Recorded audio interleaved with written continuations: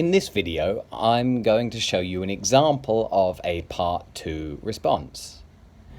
The task I've chosen fits into the person category.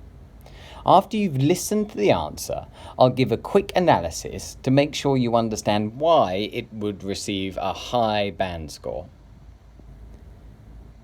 So here's the task.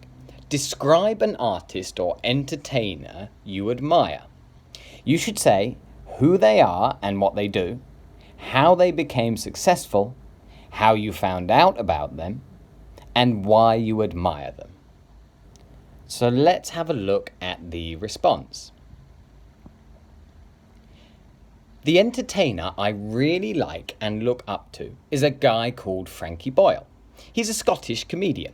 He's been around for quite a long time. He does stand-up shows and also appears on comedy panel shows in the UK. He's really well known for his pessimistic and controversial sense of humour. But he does rub people up the wrong way sometimes. He can often offend people with jokes that are quite shocking, but sometimes I think people misunderstand him and take his jokes as his real opinion, when he's just trying to be funny and make the audience think about an issue. I'm pretty sure he first became successful doing stand-up around the UK, but he made his big break when he first appeared on a television show in a BBC panel show called Mock the Week. Through this show, he became really famous in the UK, and his comedy became a topic of debate with some people at the time. I remember sometimes I'd argue with friends about whether his style of comedy was really clever or just disgustingly offensive. I think I first saw him on Mock the Week. This sparked my interest in him, and I went to see his stand-up show and bought some DVDs of his old shows. The main reason I admire him is that he's not scared to say something that some people might not like. A lot of comedians try to play it safe and go with easy topics that will please everyone. He probably does it to make people think about the difficult issues he brings up and not just ignore them. You can see this is a nice, full response to the task. It fills the 2-minute limit and fully covers all the cues on the task card. Each cue is represented by a paragraph, some longer than others. You don't have to cover all the cues, but following them helps to give your speech a good structure. The structure makes the mini presentation easier to follow and understand.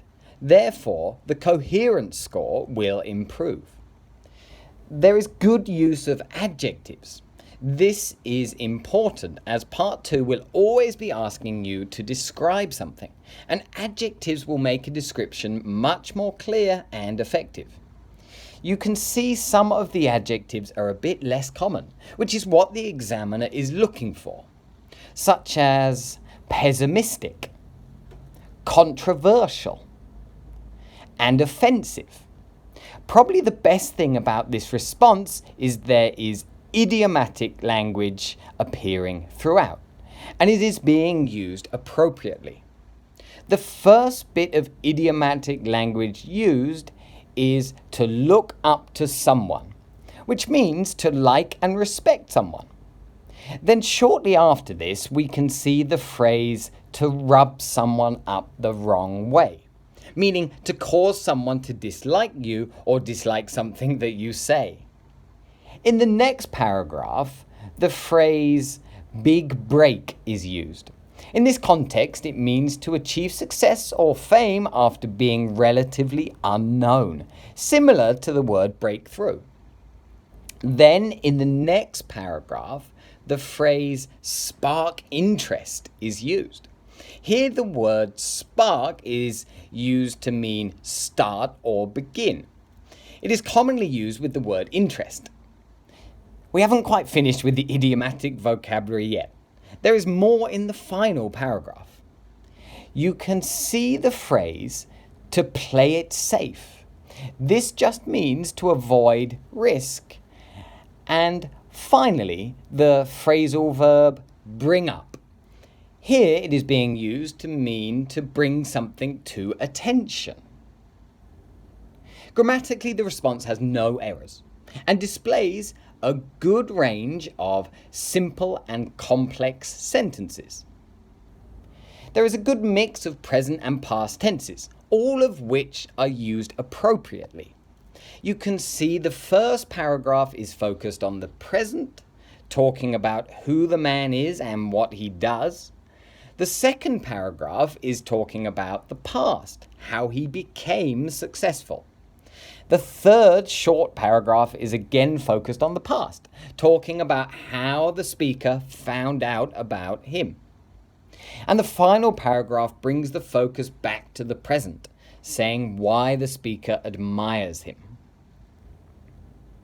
The fluency and pronunciation in this response was very good. There was no hesitation and pronunciation was clear. You can hear plenty of intonation in the speech, which helps make the response more clear. This should give you a good idea of what the examiner is looking for. Now you need regular speaking practice so you can produce this kind of response when you take the test. Thanks for watching. If you found the video useful, don't forget to subscribe to the channel so you don't miss any future videos.